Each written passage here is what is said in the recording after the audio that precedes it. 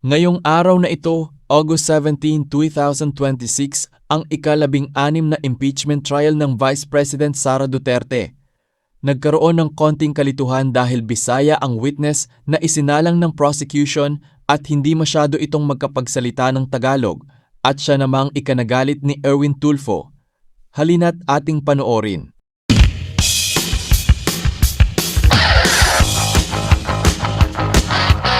Ang kaning gihatag sa ako, Your Honor, mao ni ang una nga gihimo, Your Honor. Nalito ako, Your Honor. Nandito ka. It's possible that Attorney Ligutan could ask the question in Bisaya para maintindihan, kasi pareho kami mga Bisaya, para maintindihan ni Ma'am Acosta. Yes, Your Honor. May we respectfully suggest for a court-appointed interpreter, considering that hindi po kasi ako Bisaya.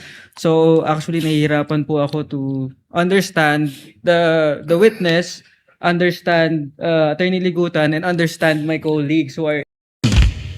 Bakit ngayon parang hirap na hirap? Kailangan i-translate sa Tagalog, sa Bisaya, sagot, Tagalog, Bisaya, Tagalog, Bisaya. Ma'am, yung tanong is, nakasulat lang dyan is, ma'am, number, period, of identified areas of surveillance conducted and monitored. And then yung pangalawa, letter B, yung ano lang, yung simbolo ng percentage, no? Percentage of activities implemented without specifying, una po, this is the first question, ano yung actual number? Wala po, di po ba? Yes po. Wala pa, Your Honor. Kay wala pa plano. man na itabo. Plano pa man ni Your Honor. Aha. Okay. So wala pa, kasi plano pa lang, and then you ask for 125 million pesos. Kahit wala pang activities, plano pa lang. Tama po ba? Misleading, Meron Your na po. Honor. It's not misleading. Your Honor, the question... That's a follow-up question, Your Honor. please. Objection is sustained. Ask based on the document, counsel. Okay, now. The next You're issue. referring to the physical target only, not Yes, the ma'am. actual plans. Yes, sir. Now, nakalagay ba dyan yung actual number? Yes or no? May numero ba? Wala pa, Your Honor. Okay. May naka-indicate ba na percentage, actual percentage, under the category percentage of activities implemented? Wala po ba? Meron ba? Wala. Wala pa, Your Honor. Pero gihimo na, Your Honor, kay naanay approval. Kung asa mi nakabalo, kung pila ang kwarta, Your Honor, kay naanay saro. Now, okay. Ma'am, Kindly translate that for the record. who can translate that, please? Ano sabi niya? There is, it's indicated because there's already a SARO. If the defense will stipulate on that Parang hindi interpretation, yata ganun kay Cleon, counsel. you may have your own. Oh.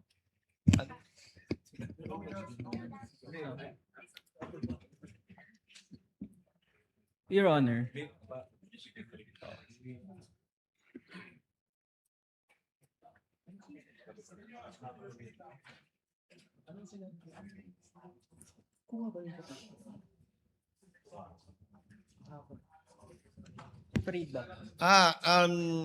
The translation we're getting is it's not the number and percentage is not there. Yung percentage po at yung bilang wala po doon dahil kaka-release pa lang ng SARO. Tama po ba, ma'am? Yes, Your Honor. Okay. That's also the answer. As best as we could, counsel. Please proceed. Now, the 2022 fiscal and financial plan allocated, ma'am, nag-allocate po ng 125 billion pesos kahit walang breakdown ng amount for each specific activity. Tama po ba? As you answered, Your Honor. Yeah, but that's another angle as to the amount relative to the activity, as to the budget that the office of the Vice President is asking. It's the Well, same please. point, Your Honor. Same point, counsel. Okay, Move on. We move on. get Now. what you have established. Thank you so much. Now, therefore, Madam Witness, yung office of the Vice President can just include pupwedeng i-include, isama ng Office of the Vice President sa liquidation reports ng kahit anong activity so long as ililabel siya na parte ng broad good governance program. Do you want me to repeat the question or you can answer now? Taas kayo mong I question, will. Your Honor. Pwede I will ang tawag ani, i-clarify, Your Yes. Honor. Your Honor, if the court may allow, I will repeat the question. Please, Therefore, Counsel. Madam, kasi nga walang breakdown, in draft, sa paggawa nyo ng liquidation report, pwede yung isama doon sa liquidation report ng kahit anong aktibidad so long as sasabihin nyo parte yan ng good governance program. Tama Objection, po Your ba? Honor. What's the basis? What's the objection, Counsel? Misleading and speculative, Your Honor. How can it It's be not, Counsel. misleading? In fact, I think that's one of the questions some of the senator judges will ask. Ma'am, naintindihan niyo po yung tanong? I can ask that in Ma'am Bisaya. Gina? Ma'am Gina, naintindihan niyo po yung tanong? Parang duha man ka question iyang buot pasabot attorney. ma'am, Ay, Ang Your nilagay niyo lang Honor. po doon, good governance, what's that, Counsel? Programs? Good governance program po. Good governance program. Ang tanong po niya, so, ano man yung sabihin nila, basta sabihin good governance program, pasok na po yun doon. Sa report po, sa report. Sa report lang po. Sa report na liquidation po. Apo. Your Honor, kung paghimo na ko og liquidation report, nagbase po ako sa fund utilization report nga gihatag sa ako sa amo ang security officer, Your Honor. Na makita dito kung asa nagasto ang kwarta unsa nga mga expenses og pila, Your Honor. So, ang pinagbabasihan niyo po yung liquidation report ng security officer na si Colonel Lachica. Tama po? Yes, Your Honor.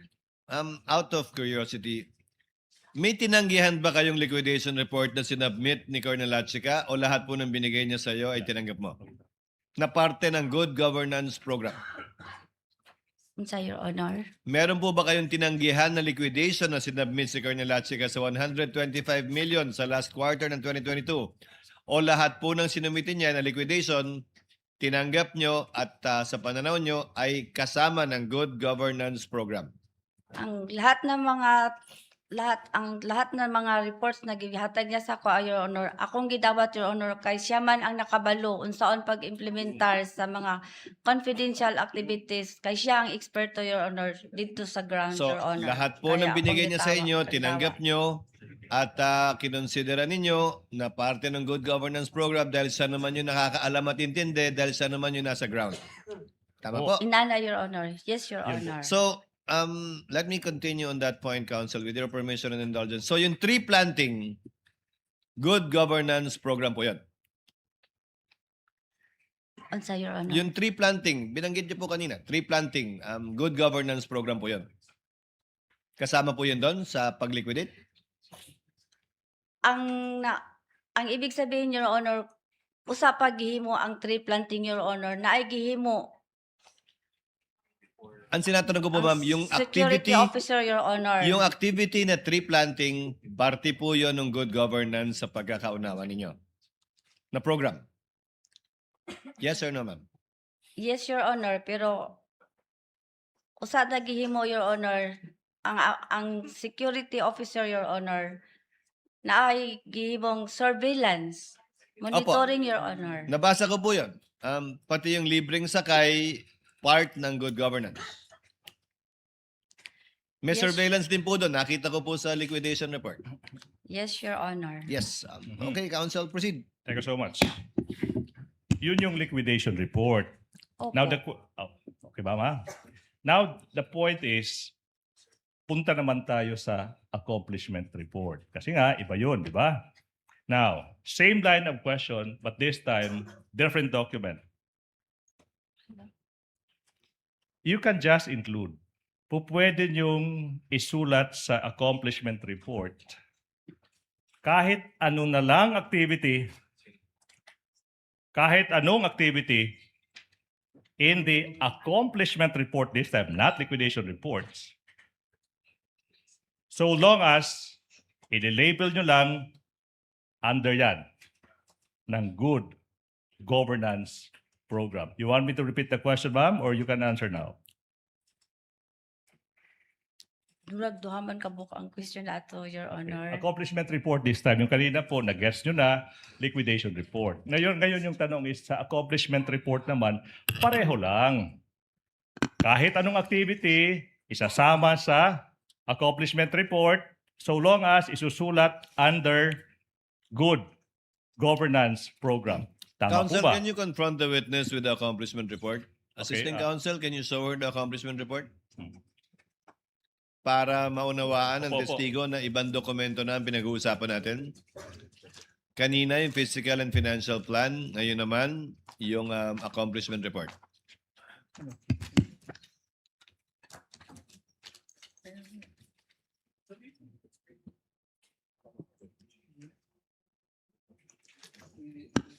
Pakitingnan po at pag-aralan yung dokumento, Ma'am Gina.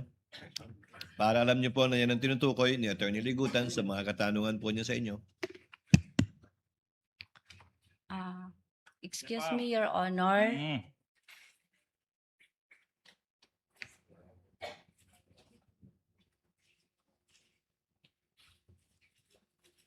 Kaduhami naghimo og accomplishment report, Your Honor, for 2022.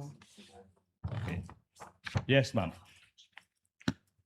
Kung dalawang beses po kayo gumawa ng accomplishment report, Ma'am Gina? Opo, Your Honor. Alin po yan? Yung nauna o yung sumunod? Ang kaning gihatag sa ako, Your Honor, mao ni ang una nga gihimo, Your Honor. Yung unang accomplishment report. Meron ba kayong kopya ng pangalawang accomplishment report, Attorney Ligutan? Okay. Anyways, we can leave with one report. Okay. For this point, Your Honor, please. Okay, for I this think I'll point. ask the direct question na lang. Sige, Your Honor. Madam Witness, kinukumpirma mo na may mga activities sa report nyo, sa liquidation, sa accomplishment report na nabasa nyo, na hindi makikita, mababasa sa physical and financial plan. Tama po ba? Your Honor, paghimo na Ma'am, mo. this time po, I hope you don't mind po. Yung question is simple, no? So, pwede kang tanungin ng abogado ng kabila, pero pakisagot lang po muna. The witness is Yes or no? answering, Your Honor. Yo- Let the witness answer. Allow the witness to answer, Okay. counsel. Yes. May As mga activities, programa, kalihukan in Bisaya reflected in the reports, accomplishment reports, na hindi naman mababasa, makikita, nailista sa physical and financial plan. Tama po ba? Libog. Nalito ako, Your Honor. Nandito ka. Anyways, Your Honor, Ma'am, sa accomplishment report, yes, Senator Judge Zubiri, would you like to offer your services? Yes, actually, not the services to interpret, but it's possible that Attorney Ligutan could ask the question in Bisaya para maintindihan, kasi pareho kami mga Bisaya, para maintindihan ni Ma'am Acosta. And then, anyway, it can be objected to by the defense because I know there are 3 or 4 of you, Bisaya, taga Cebu, tulo mo diya, nakasabot. So, you can always object if the translation of Attorney Ligutan is wrong, is different. It's simple Bisaya naman. Makasabot man ta, pero ang mga tinagalog din hindi kasabot. But it's very simple. yes, So maybe that way we don't have to keep stopping. Attorney Ligutan can ask the question first in Tagalog and then translate to simple Bisaya. Makatubag ni si Ma'am, she can answer. And then Attorney Ligutan can offer the answer also in Tagalog. If it is not of course, approved by the defense can give a clarification of what the answer of the lady witness The point of the Thank you very senator much. judge is well taken. Let's try to do that, Okay, now. councils, with your permission. Yes, Attorney Bakel. Yes, Your Honor. May we respectfully suggest for a court-appointed interpreter, considering that hindi po kasi ako Bisaya. So actually nahihirapan po ako to understand the witness, understand Attorney Ligutan, and understand my colleagues who are likewise. No, if you may, if you will please, we already have an interpreter, actually two of them here, Yes, sir. that will course it through the chair if there is a need to do so. Some of the words are understandable.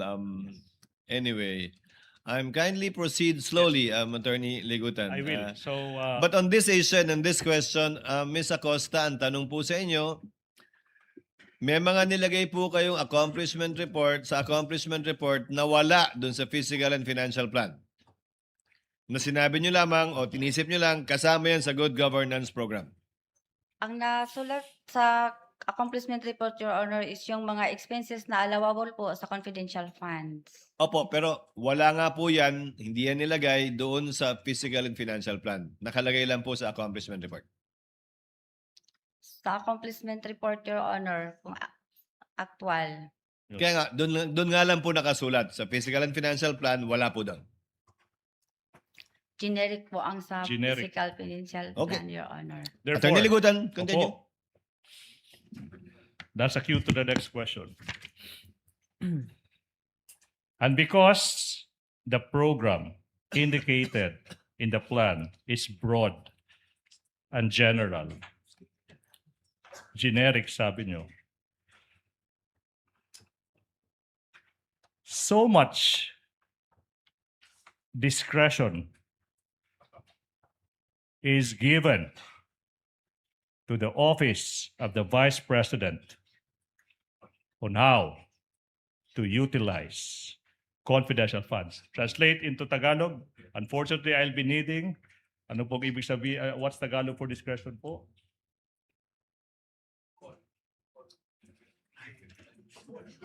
Kasi nga, broad, general, yung program nakasulat sa PFP. Okay? Maski ano na lang,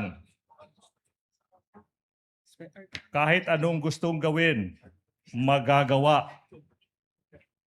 Oh, wait, nakitan. Ng Office of the Vice President sa paggamit ng confidential funds. You want to translate in Visaya po? Kay tungod, general, generic, ang programa nakasulat sa plano bisag unsa. So much discretion. Ma'am, I think you understand discretion, di po ba? Authority?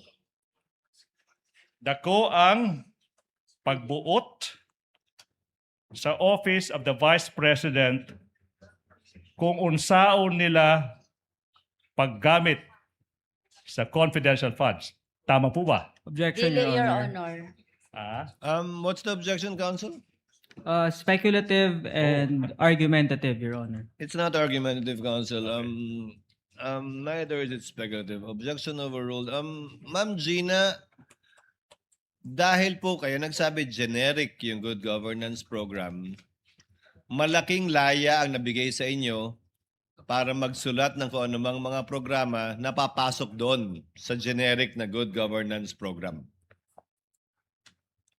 Dili, Your Honor. Kaya Hindi. nagbase ako sa Joint Circular 2015. So ang sagot ay hindi ganun kalaki ang kalayaang meron sila dahil binase niya yung kanyang accomplishment report sa JC 2015-1. Tama po, ma'am? Oh, Yes, Your Honor. Okay. Attorney Proceed. Ligutan. now, showing you again, Madam Witness, the 2022 Physical and Financial Plan. After you prepared the plan, nakasulat dyan, show the document please, it was noted, Attorney J, noted by a certain Rosalyn Sanchez. Tama po ba? Yes, Your Honor. Mhm. Yes, Your Honor. The document please. And thereafter, you presented the plan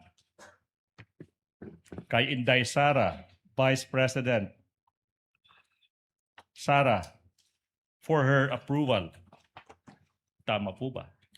Yes, Your Honor. Gipakita na ko sa iya. In this case, did she provide any feedback on the stated generic, coming from your own mouth, good governance program?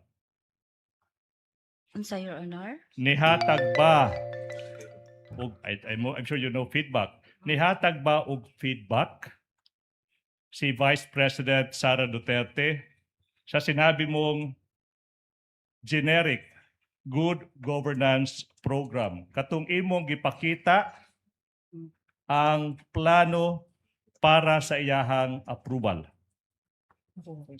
Gibasa lang niya, Your Honor, pag human og basa, ning perma siya. Yan. Saan po pumirma si Sara Zimmerman Duterte? Sa parte ng plano. Saan dyan? Sa approve. Approved by. Showing on screen, approved by Sara Z. Duterte, Vice President, Agency Head, Department Secretary, LCE.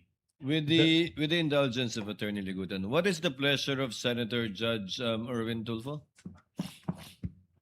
Mr. President, I have here the transcript of the hearing in Congress. Hindi ko po maintindihan bakit parang dito hirap na hirap po siya magtagalog when in fact sa Congress po noong November, Tagalog naman po ang sagot niya. Ang tanong po sa kanya ni Congressman Luistro, payment of incentive, 11 po. Would you know whether this amounts would total 120 exactly? Yes, ma'am. Gitotal ko po yan, ma'am. 120 million po. It's all puro Tagalog, Mr. President. What is this? I mean, mabuti po sana pati yung discretionary and she's a government official. She doesn't know what discretionary means is. I mean, what it means. Dito po, puro sumasagot naman po siya. English, Tagalog. Yes po. Are you aware? Opo. O may authority, special disbursing officer. Kasi po, wala akong alam kung paano po i-implement ang mga confidential. Mr. President, tama na po itong panluloko sa atin. Please, Mr. President, compel this witness to talk in Tagalog. Kahit po yung mga Bisaya po nakaintindi ng Tagalog, nakakasalita ng Tagalog, ano tayo sa ibang bansa? Ano tayo, mga Hapon, mga Chinese? I know, Miss Witness, you can understand Tagalog, you can speak Tagalog dahil nandito po ito. Ilang pahina po ito. Tagalog po yung sagot po ninyo. English po, sumasagot kayo. Tinatanong kayo ng English, sumasagot po kayo. Bakit ngayon parang hirap na hirap? Kailangan i-translate sa Tagalog, sa Bisaya, sagot, Tagalog, Bisaya, Tagalog, Bisaya. Abutin tayo ng isang taon dito, Mr. President. Ito po, sumagot naman po siya. Alam nga ba naman, lulukuhin tayo ng nagtatranscribe po nito. Sagot po yan. Kasi po, nagbabase lang po ako sa ibinigay ni Sir La Chica ng mga ibinalik niya sa akin. Ms. Acosta, kindly answer the question. Piatos po ang sinabi ko, ma'am, na apelyido. That's all, Mr. President. Thank you, Senator Judge Erwin Tulfo. Point well taken. Attorney Ligutan, to abbreviate the proceedings, kindly choose one language, English or Filipino, in asking the question. You don't have to translate each time unless the witness requests you to do so. Yes, Your Honor. Preferably use Filipino, Attorney Ligutan, Opo, as I'm opo. sure Yes, you're ma'am. well versed with it as well. Para Yes, mas maunawaan po Mr. ni Ms. Presiding- Gina. Honorable Presiding Officer. You may proceed, Counsel. Ma'am, na tubig. There's water if you want to drink water po, ha? Yes. Drink water. Now, since you said inaprubahan po ng Vice President yung plano, kasama sa inaprubahan ng Vice President yung generic, good governance program. I-approve niya, Your Honor. Okay. In fact, ma'am, yun din po yung naging tugon nyo sa same line of questioning noong November 25, 2024, as shown by that portion of that transcript. You confirm that it was may approval po ng head of agency at saka yung head of agency is the respondent in this case, Sara Zimmerman Duterte, Vice President. Tama po ba? Tama po, Your Honor. Let's proceed po sa susunod na punto. Let's go to the physical and financial plan naman. This time, para naman sa 2023. From Good Governance Program, ma'am, this time, Attorney J, it can be seen sa plano, this time, hindi na Good Governance Program, kundi nakasulat dyan, Socio-Economic Program Delivery. With the indulgence of counsel, can the tech please zoom in? Yes, kindly zoom in on it.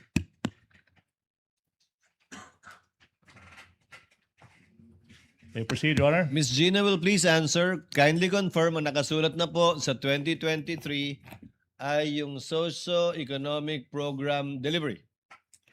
Yes, Your Honor. Hindi na po Good Governance Program. Yes, Your Honor. Proceed, Your Honor. But,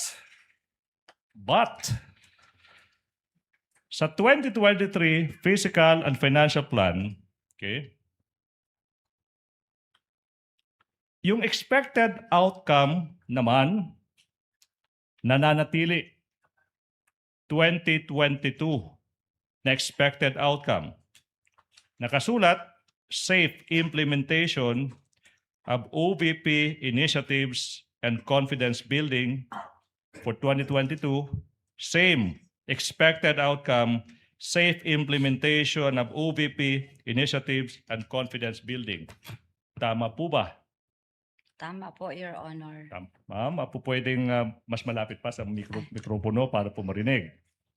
Again, may tubig dyan, ma'am, ha? If you want to drink water now. Therefore, masasabi natin, base sa dokumento, ma'am, yung 2023 Physical and Financial Plan, kopya lang.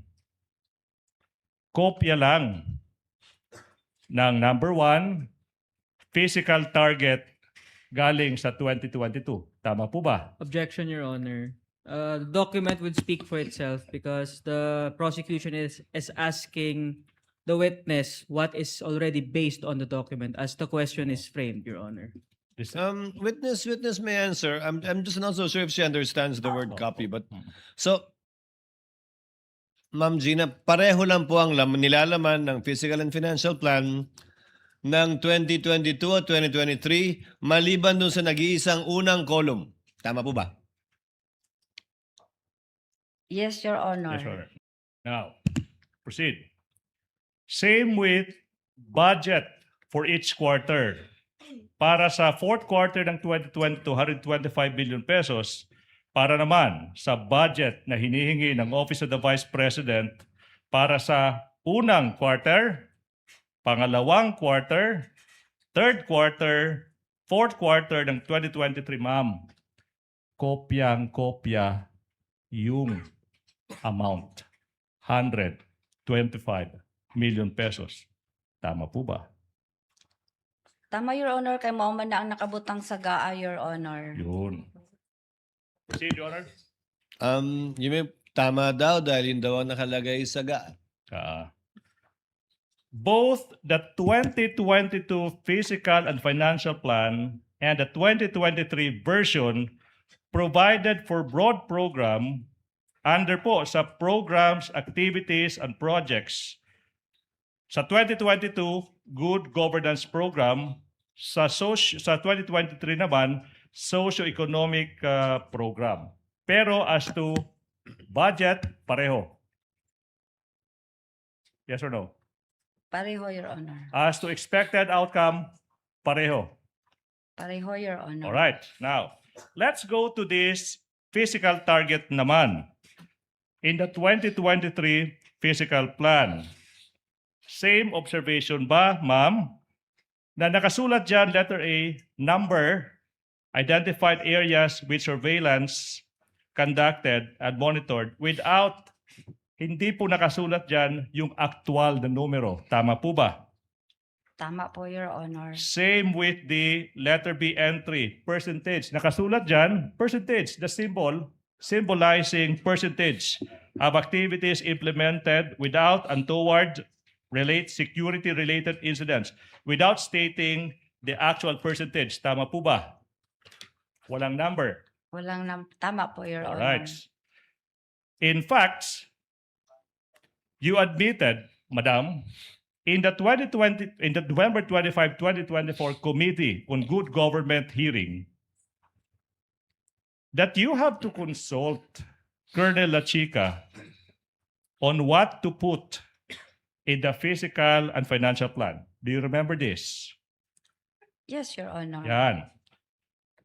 The programs, yung programa po, yung mga ini-expect nating resulta sa mga programa, yung mga targets ng mga plano, lahat ng ito ay gawa, ay galing kay Colonel La Chica. Di po ba? Unsa to, Your Honor?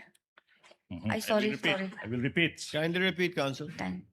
Ang programa sa plano, ang expected outcome, ang target sa physical plan, galing kay Colonel La Chica. Tama po ba? Objection, Your Oh, Honor. what's the objection? What's the Ask and objection, Counsel? Asked and answered, Your Honor. The Oh. witness has already testified previously that security officer is providing inputs and guidance, This is Your Honor. 2023, Your Honor. I think the question pertains to 2023 now. That was Yes. she answered with respect to 2022. Ma'am Gina, yung nangyari po ba ng 2022, ganun din po sa 2023, galing kay Colonel Lachica? Sa paggawa ng physical financial plan, Your Honor, kasama gyapon ako siya. Kasama ko siya, Your Honor. Sa kanya pa rin ako nanghingi ng inputs and guidelines po, Your Honor. Yes. So galing nga po sa kanya. Galing Kaming- kay Colonel Lachica yung inyong inputs na nilagay dito. Kaming dalawa po, Your Honor, ang nag-discuss, Your Honors. Mhm. Counsel, your witness. Let's go to that November 25, 2024 hearing. Ma'am, tinanong ka ni Representative Jane K. Luistro. As a matter of fact, the financial plan does not bear at all the signature of or the name of Colonel La Chica. Ma'am, yung sagot nyo dyan, yes po.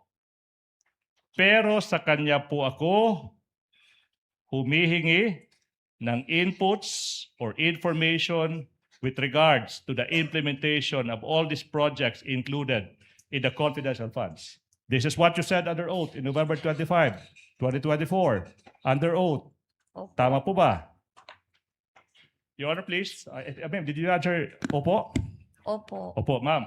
Your Honor, it's 12. Can I ask one question and I move for lunch break? Yes, Counsel, you Before may. we proceed to the next question. Ito yung tanong now.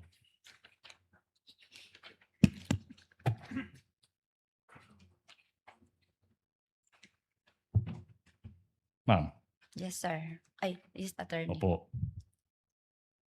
Sa lahat ng mga dokumento isinumitin nyo sa COA, Commission on Audit, the plan, accomplishment reports, liquidation reports, nakasaad ba dyan sa kahit anong dokumento yung sinasabi nyo na lahat ng inputs yung sinulat nyo sa plano, lahat ng inputs sinulat nyo sa reporting to COA, nakasaad ba dyan yung pangalan ni Colonel La Chica? Yes or Objection, no? Your Honor. The document would speak for itself, Your Honor, Honor. that's a question the public is very much willing to hear. Witness may answer. Counsel, let the witness answer. I think Yes she or knows no? the answer anyway. Yes or no? Tama ba pag understand ko sa question mo, Your Honor, na sa lahat ng mga dokumento na isubmit ko Plano, physical plan, ma'am. sa physical plan, Okay, sa accomplishment report accomplishment mismo, report, sa liquidation sa report, liquidation report. sa certification na successful yung paggamit, tama yung paggamit ng plano. May isang dokumento ba doon? Ma'am, limited po tayo doon, ha? Na ipinakita nyo sa publiko na si Colonel La Chica yung nagbibigay sa iyo ng input sa mga plano, saka siya yung nag-implement ng mga programs, activities. Meron ba doon? Yes or no? Wala. Move for lunch break, or please. Ma'am Gina, kain muna tayo para makahinga at relax kayo. Ng Sige konti po, rin. mas better